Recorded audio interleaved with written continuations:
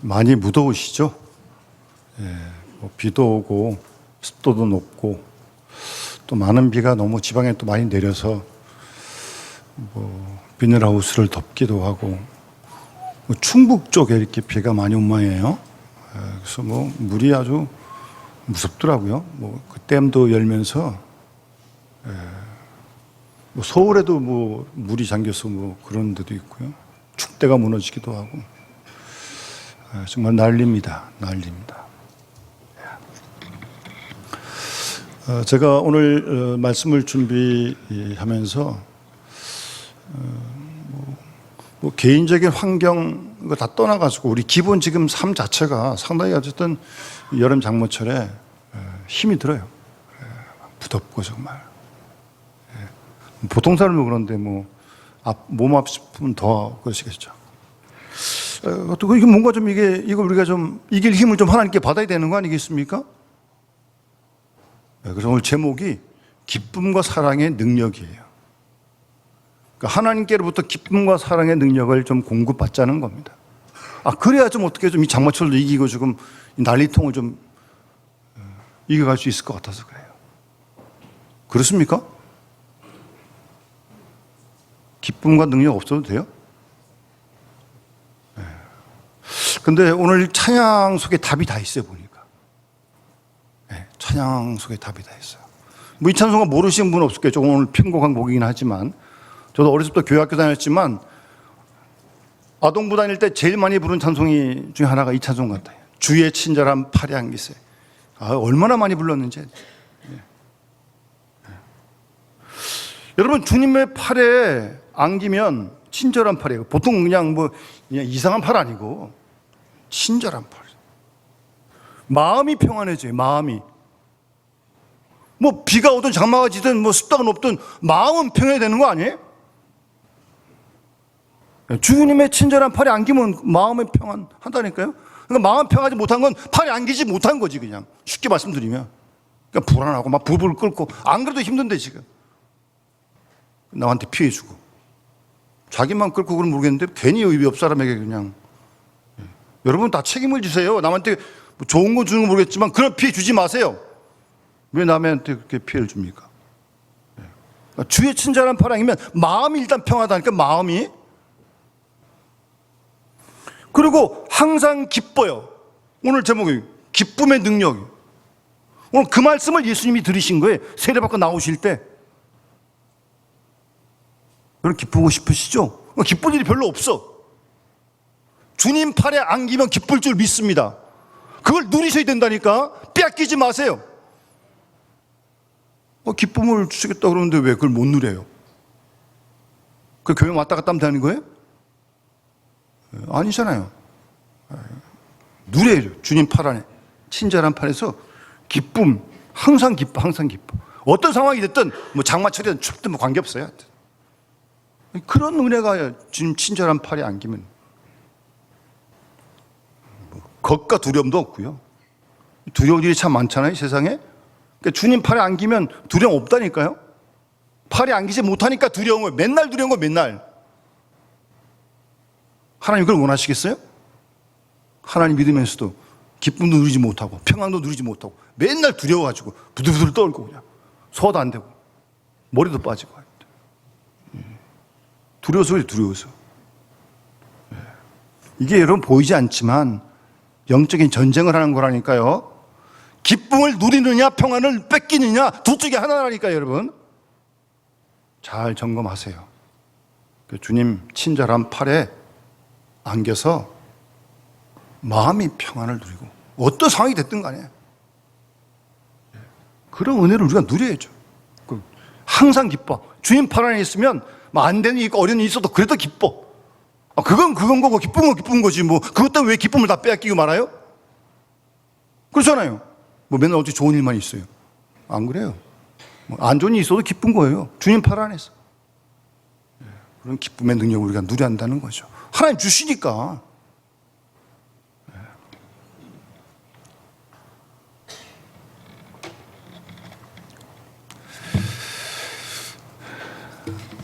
여러분, 오늘 본문 말씀은 세례요한의 말씀이 많고요. 그 뒷부분에 어떤 예수님이 세례요한에게 세례받는 부분이 나오는데, 여러분 아시는 대로 세례요한과 요한은 친척간이에요. 세례요한이 6개월 먼저 태어납니다. 누가복음 보면. 그래서 마리아가 예수님을 잉태했을 때 성령의 능력으로 엘리사벳의 집에 방문을 해요. 그때 엘리사벳이 세례요한을 잉태하고 있었어요. 그래서 이 예수님과 세례요한은 어머니 뱃속에서 만난 사이예요. 예, 특별한 사이예요, 어쨌든. 예, 어쨌든 그 6개월 먼저 세례요한이 출생을 했고요.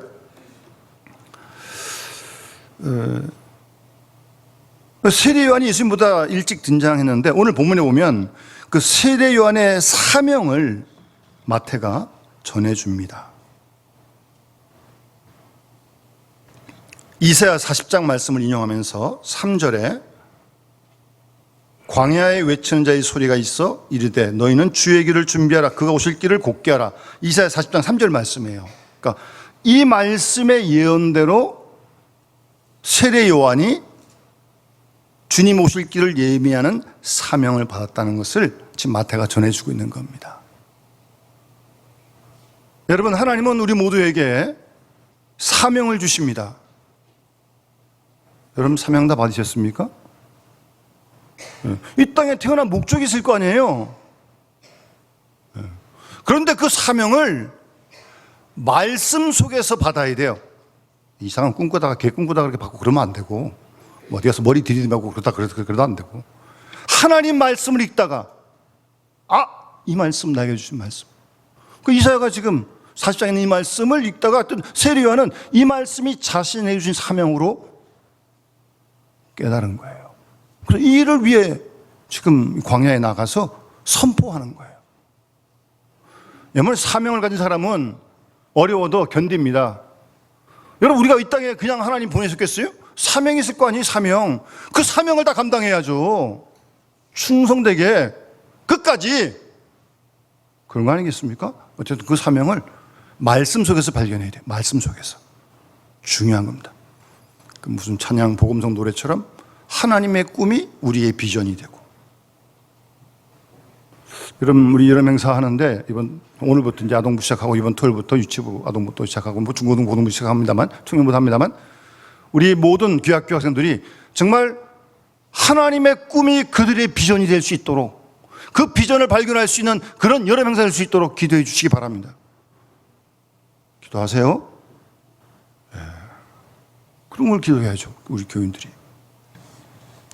어쨌든 세례 요한은 말씀 속에서 사명을 받고, 그 사명이 뭐냐면 주님의 오실 길을 준비하는 거예요. 그가 오실 길을 곧게 하는 거예요. 잘 준비하는 거예요. 그게 세례 요한의 사명이었습니다. 여러분, 그 당시 예수님 당시에는 크게 유대 사회에 세 가지 부류의 사람들이 있었어요. 첫 번째가 에세네파라고 있었습니다. 이 사람들은 주로 금욕주의자고요. 결혼도 하지 않았습니다. 그리고 은둔 생활을 했어요. 그래서 광야나 사회 근처에서 성경을 필사하고 했습니다. 성경 필사하는 게 상당히 역사가 오래됐어요, 여러분. 여러분들이 에세네파는 아니지만, 은둔하면서 성경 필사를, 그때 두루마리 성경이지만 그런 걸 주로 했던 사람들입니다. 그 바리새파 사람 여러분 다 아시죠? 이들도 경건을 실천하고자 하는 열심히 있는 사람들인데, 이들은 광야로 나가지 않고 그냥 세상 속에서 은둔 생활하지 않은 거죠. 세상 속에 살지만 세상과 구별되게 살겠다, 하나님 백성으로, 그런 취지로 출발한 사람들인데 좀 잘못됐죠. 취지는 좋은 거예요. 그런데 예수님 당시 자기는 의롭고 죄인이고 손가락질하고 남 비판하고 판단하고, 자기도 별별이 없는 주제에 예수님이 정말 심하게 봤잖아요. 그러니까 구별되겠다는 생각은 좋은 생각이지만 거룩한 거니까 남과 비교하고 남 판단하고 스스로 분리해서 혼자 살는 것처럼 잘못된 길로 갔어요. 원래 그런 건 아닌데 그렇게 잘못 길로 흘렀던 거예요. 그리고 사두개파 사람들, 이 사람들은 모세 오경만 믿습니다. 천국과 부활도 믿지 않습니다. 그리고 이들이 로마와 적당히 타협을 해가지고 기득권층을 누리면 그런 사람들이었습니다. 에세네파, 바리새파, 사두개파. 그런데 이 세례 요한은 아마도 에세네파에 속했을 것이다. 뭐 성경에 나와 있지 않지만 모든 학자들은 의견을 그렇게 모읍니다. 그래서 광야에 나가서 선포하는 거예요. 그리고 뭐 설교를 뭐 멋있게 잘하고 뭐 미사여구를 늘어놓고 뭐 장황한 설교라고 그런 거 없어요. 거침없이 회개하라, 천국이 가까웠다, 끝. 그렇게 막 사자가 그냥 막 포위하듯이. 그게 메시지 다예요. 회개하라는 거예요. 회개. 하나님 나라가 왔기 때문에 그 메시지를 광야에서 선포했어요. 광야에서. 그 놀라운 건 사람들이 글로 자꾸 모여들었어. 근데 세례받으려고. 예? 거기에는 바리새인도 있었고 사두개인도 몇몇 같이 나와가지고. 왜 이렇게 거침없이 이런 소리 하시는 뭐 누가 듣기 좋아하겠어요? 회개하라는데 다 바른 소리 듣기 싫어합니다. 잘하는 것도 아니면서. 누가 바른 소리 해주면 고마운 줄 알아 해줘. 얼마 그러니 누가 잘 해줍니까? 근데 그런 소리 다 듣기 싫어하더라고요. 뭐 그래도 목사는 할 때가 있습니다. 해야 됩니다.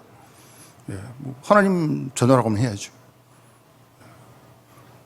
거북한 말씀이잖아요. 뭐 그 다음에 그 바리새인하고 서기관들에게 뭐라 그래? 독사 이 자식들아? 그런 말 듣고 그냥 가만히 있겠어요? 난리가 났을 겁니다. 그래도 다 듣고 가만히 있었어요. 그때 뭐 찔린 게 있었는지. 어쨌든 이게 거침없이 선포한다니까요. 메시지를 뭐 귀에 잘 들어오고 뭐 그런 거 아니에요. 그들의 비에 맞게 그런 거 아니라니까요. 그런데도 이렇게 사람들이 모여들었다는 거예요. 세례받으러, 말씀 들으러. 바리새인도 사두개인도. 그럼 왜 그랬을까? 여러분, 구약 마지막 책이 말라기거든요. 말라기 선자 이후에 400년 동안 하나님 말씀이 이스라엘에 들리지 않았습니다. 그래서 아모스 8장 11절 말씀처럼 양식이 없는 주림이 아니라 물이 없는 가람이 아니라 하나님 말씀을 듣지 못한 그런 기갈의 때였던 겁니다. 그래서 거침없이 외치는 세례 요한의 이런 메시지, 정말 거칠지만 하나님의 음성을 듣기 위해서 이렇게 모여들었던 거예요.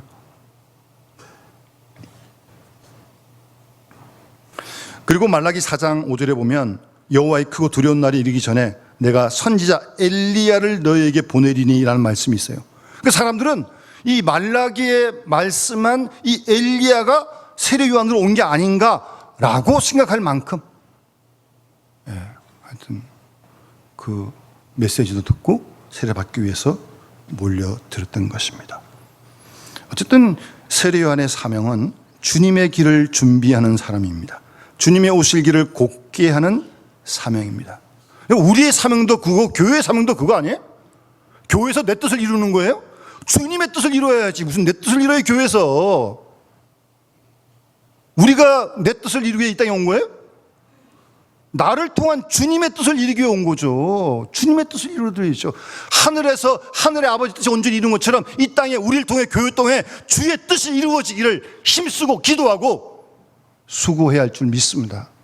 교회와 그리스도인은 그 이상, 그 이하 아닙니다. 벗어나면 이상해지기 시작하는 겁니다. 조심해야 됩니다. 그래서 또 세례의 사명은 그거예요. 주님의 오실 길을 예비하는. 우리에게도 그런 사명이 있는 거 아니겠어요? 감당해야죠. 어쨌든 그래서 광야로 갔어요. 광야에서 메시지 선포했어요.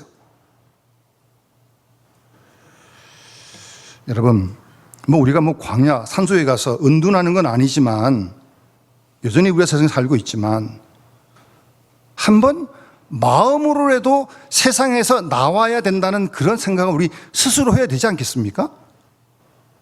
그런 마음으로 교회도 와야지. 교회 와서 또 세상인지 교회인지 세상인지 구분이 안 되면 이게 뭐예요 도대체?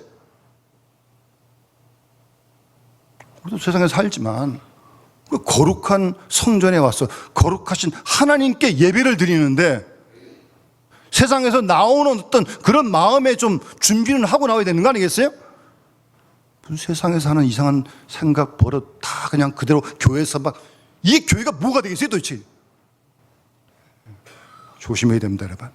하나님 계신 교회고 하나님의 집이고 모든 일에 삼가야 됩니다. 세상에서 나온 사람들이니까 우리가. 예?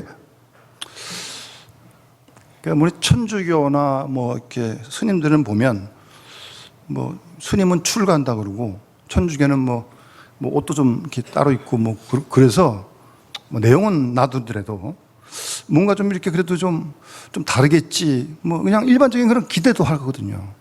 근데 교회 다니는 사람은 뭐 목사도 그렇고 똑같이 입고 똑같이 생활하고 이게 뭐 예? 표시가 안 나.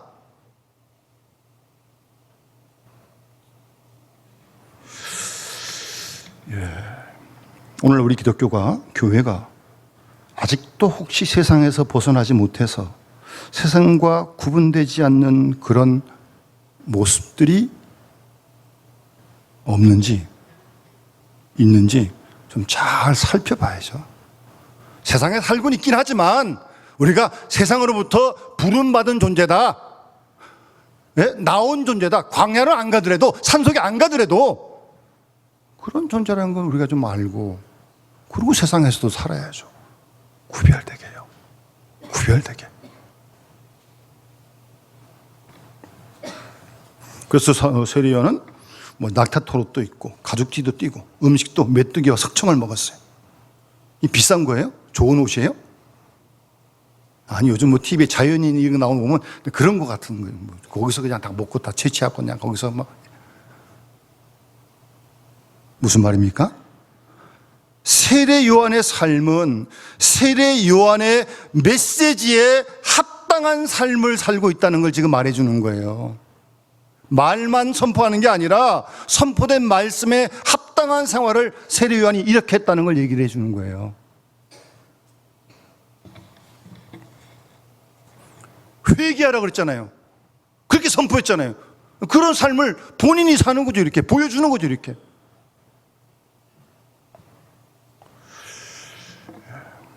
왜 회개라고 그랬습니까? 천국이 가까워 왔으니까요. 하나님 나라가 가까이 왔으니까요. 하나님 나라가 가까이 임했기 때문에 세상에 향하던 우리의 마음이 하나님께로 돌이켜 향하는 것이 회개라는 걸 말씀하는 거예요. 마음을 돌이키는 거예요. 마음을 완전히 하나님께로 돌이키는 게 세상에 속해 있고 세상을 쫓아가던 그 마음이 180도로 바뀌어서 하나님을 쫓아가고 하나님을 향하는 그런 마음, 그게 회개예요. 그게.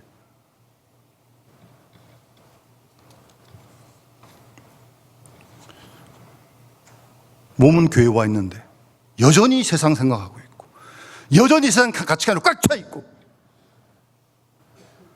그건 아니에요.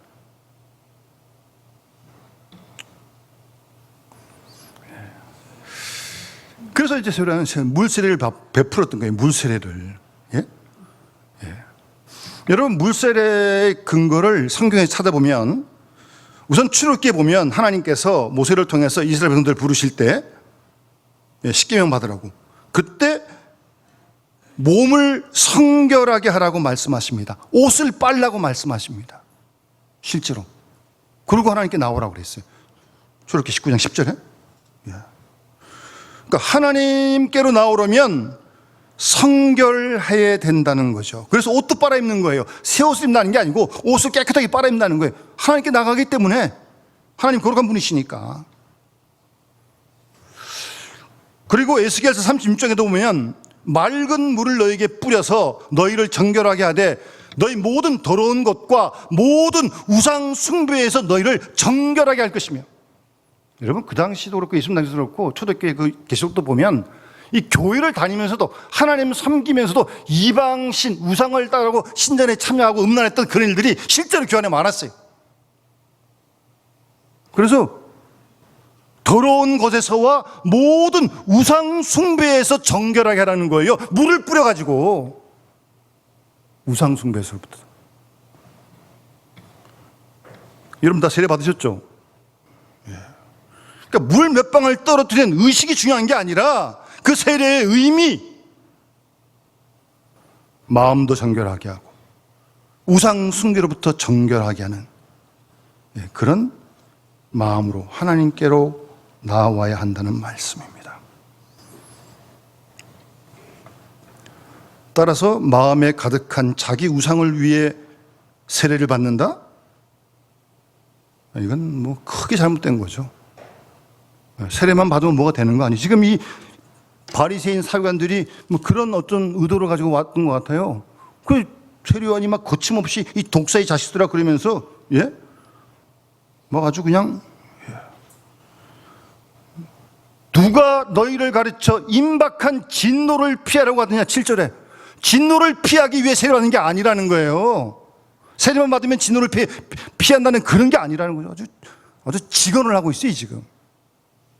그런 게 아니라는 거예요.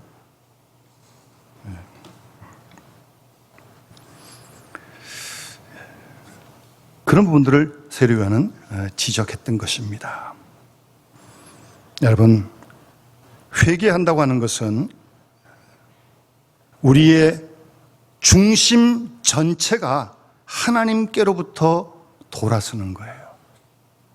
세상에 빠져 있고 세상을 향해 가는 그런 우리의 마음과 관심과 중심이 방향을 바꿔가지고 하나님께로 온전히 향할 때 그게 회개하는 거예요. 뭐 한 번, 두 번 뭐 눈물 흘리고 끝나는 게 아닙니다. 후회하는 것도 아닙니다. 돌이켜야 된다니까요? 완전히. 그래서 뭐 이어서 세례요한이 8절에 회개에 합당한 열매를 맺으라고 말하는 겁니다. 회개하라고 선포한 이후에 회개에 합당한 열매를 맺으라고요. 거기까지 가야 되는 거지. 무슨 뭐 합당한 열매를 맺으라고 하잖아요 지금. 지금까지 살아왔던 자신의 삶을 쏙들이채 완전히 뒤집어 엎는 거예요. 그래서 누가 보면 19장의 삭개오가 예수님 만나자 재산의 반을 쪼개가지고 다 나눠주겠다 그러잖아요. 남의 거 빼앗은 게 있으면 4배나 갖겠다 그러잖아요. 누가 뭐 그렇게 하라 그랬어요? 예수님 만나고 나니까 자신의 지난 과거의 삶이 잘못된 걸 알고 깨닫고 완전히 방향을 바꾸는 거 아니에요? 예? 그게 회개에 합당한 열매죠. 재산 팔아가지고 반 남 주고 남 빼앗은 거 원래 성경에는 2배만 갚으랬는데 4배 갚겠다. 4배. 그러고 나니까 예수님이 뭐라고 그러세요? 삭개오에게 오늘 이 집에 구원이 임했다고 말씀하십니다. 예수님께서. 무슨 말입니까? 회개하고 회개에 합당한 열매가 있을 때 거기에 구원이 임한다는 말씀 아니에요? 성경 말씀 잘 마음 새기세요. 회개한 적도 없고 세상 사람들과 하나도 다를 게 없다면 구원이 임했는지 안 임했는지 잘 분별해야 됩니다, 여러분. 예? 그 다음 말은 더 심각한 말이에요. 도끼가 나무 뿌리에 놓였는데 찍히는 일만 남았다. 합당한 열매를 맺지 못하면 그렇게 된다는 말씀 아닙니까? 상당히 강한 말씀이에요, 이 말씀은.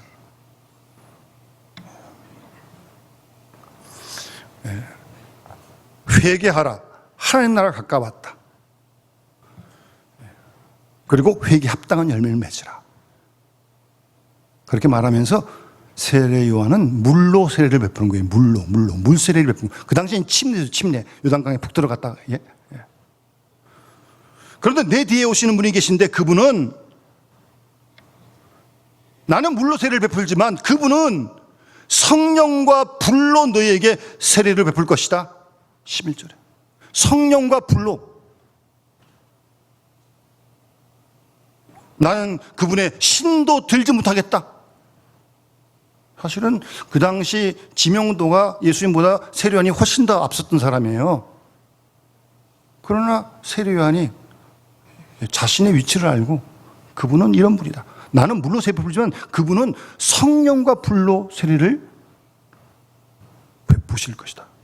여러분, 우리도 성령과 불로 세례를 받아야 할 줄 믿습니다.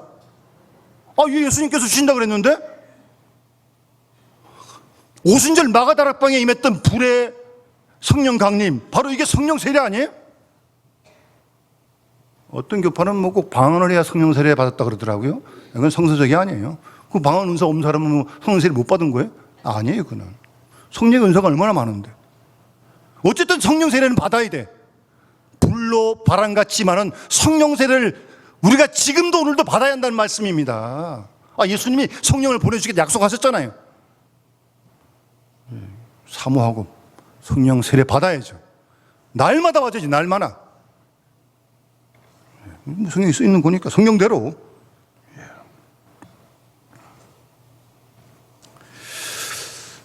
그런데 그 다음 내용은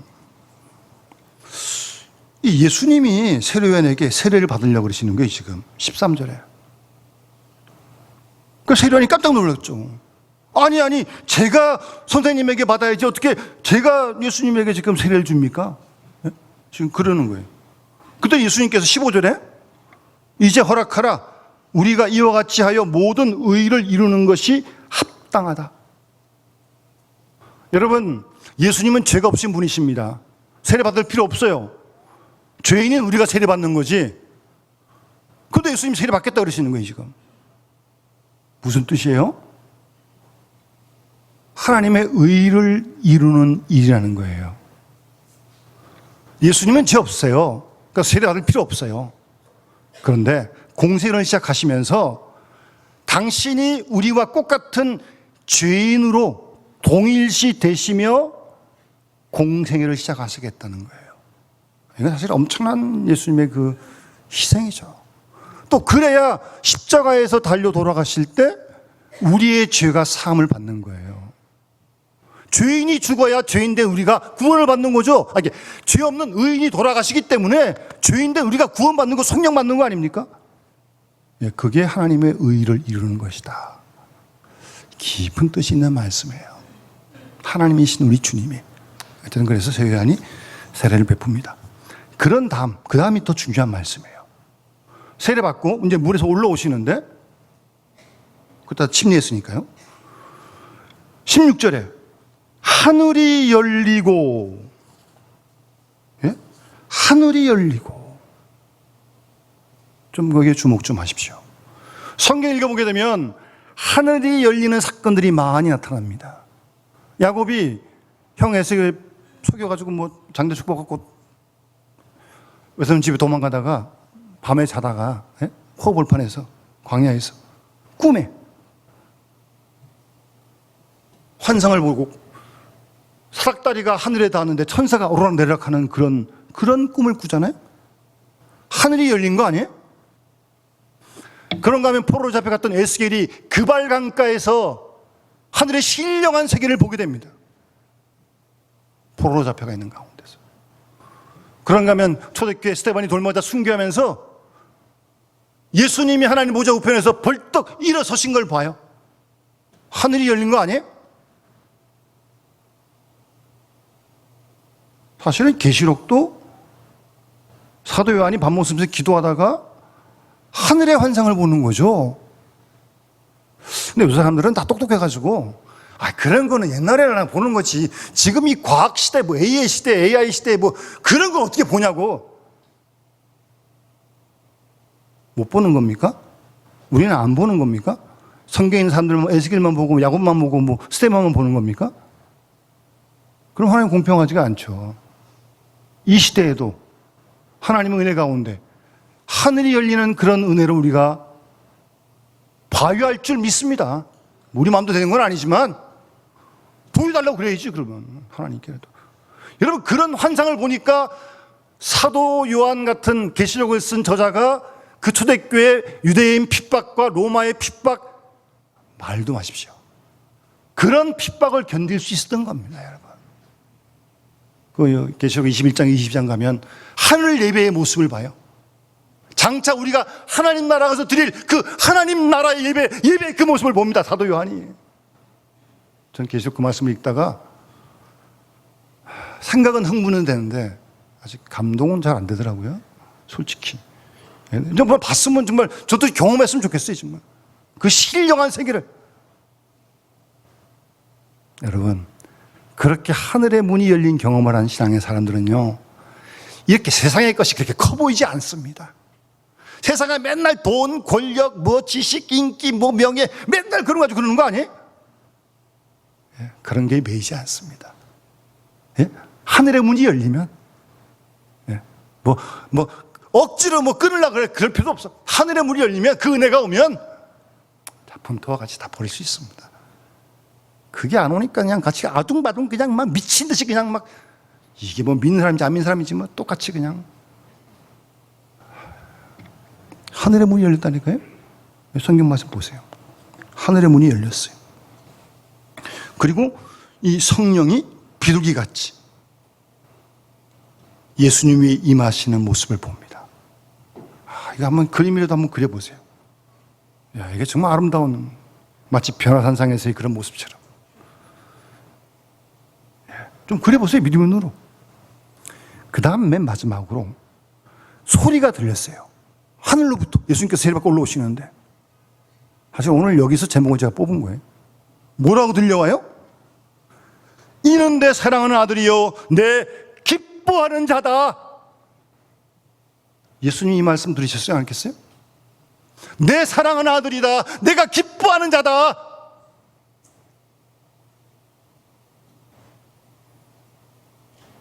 여러분, 하나님이 예수님만 사랑하실까요? 우리는 사랑 안 하시나요?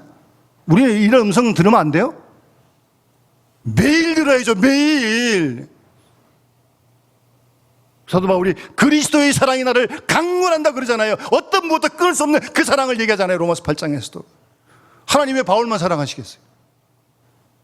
우리도 그런 사랑으로 사랑하신 줄 믿습니다. 그런 사랑을 날마다 들어야 하고 날마다 경험해야 됩니다. 그게 신앙이죠.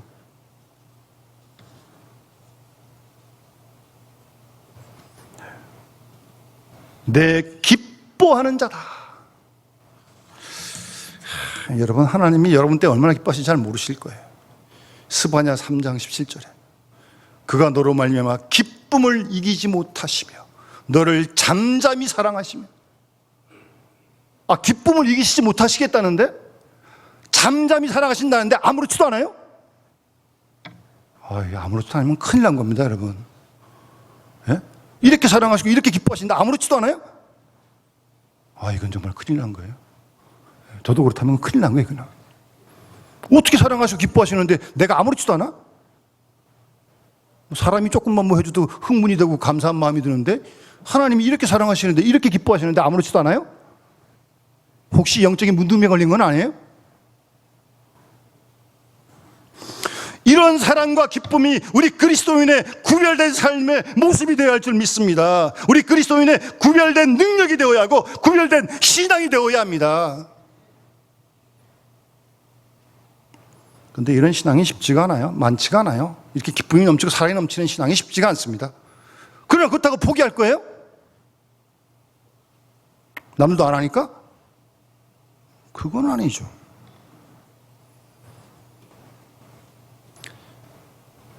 이 사랑과 기쁨을 가지고 주님께서는 십자가를 끝까지 지시는 능력을 얻게 되신 겁니다.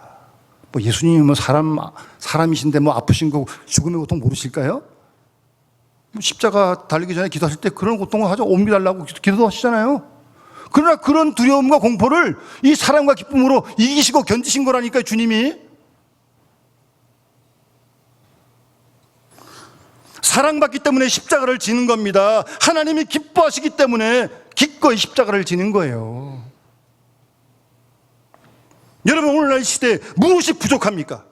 돈이 부족합니까? 권력이 부족합니까? 지식과 인기와 명예가 부족합니까? 다 있습니다. 넘치게 있어요, 넘치게. 정말 뭐가 없어요, 이 시대에 지금. 지금 우리 인간에게 부족한 것은 사랑이 없어요, 사랑이. 우리에게 결핍된 것은 기쁨이 없어요, 사람이. 여러분, 기쁜 사람 잘 보셨어요? 사랑 가지고 사랑 나누는 사람 잘 보셨어요? 자기만 사랑하지, 자기만. 움켜쥐고. 그런 기쁨이 없어. 예? 돈은 많이 가지는데 기쁨이 없어. 공부도 많이 했는데 기쁨이 없어.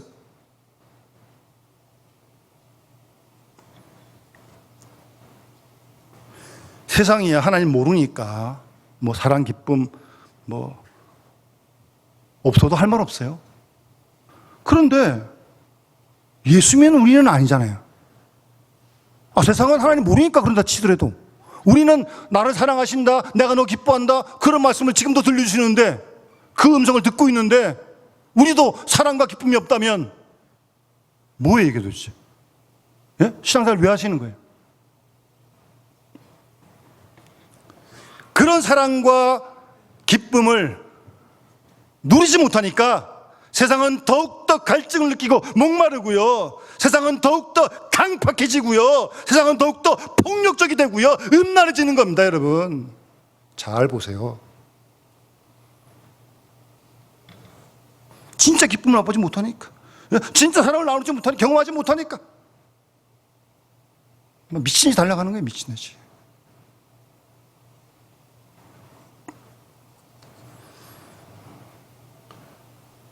우리는 하나님께로부터 사랑받는 자이기 때문에, 하나님께서 내가 부족하지만, 정말 부족하잖아요 우리가요. 그런데 우리를 기뻐하세요.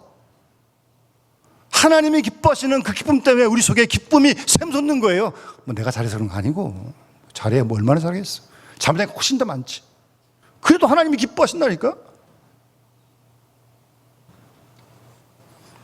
오늘날 우리 그리스도인들이 들어야 할 음성이 뭡니까? 바로 이 음성 아니겠어요? 내 사랑하는 아들이요, 내 기뻐하는 자다.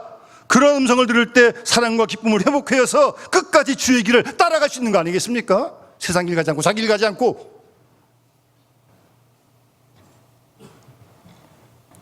뭐가 가장 필요한 능력입니까? 사랑받고 사랑할 수 있는 능력 아니겠습니까? 뭐가 가장 큰 삶에 필요한 것입니까? 하나님과 비밀스러운 교제에서 임하는 신령한 기쁨 아니겠어요? 이 기쁨을 놓치면 우리는 다 지치고 탈진하고 맙니다. 이 사랑을 놓치면 우리는 다 외식주의에 빠지고 맙니다. 경건의 모양만 있습니다. 큰일 납니다, 여러분. 무더운 여름철이지만 다시 한번 우리가 이 말씀 앞에서 다 우리가 세례받았는데 세례의 의미와 회개의 의미와 그리고 주님께서 세례받고 오실 때 드렸던 이 음성을 다시 한번 우리도 귀를 기울이면서 다시 한번 처음 신앙으로 돌아갑시다.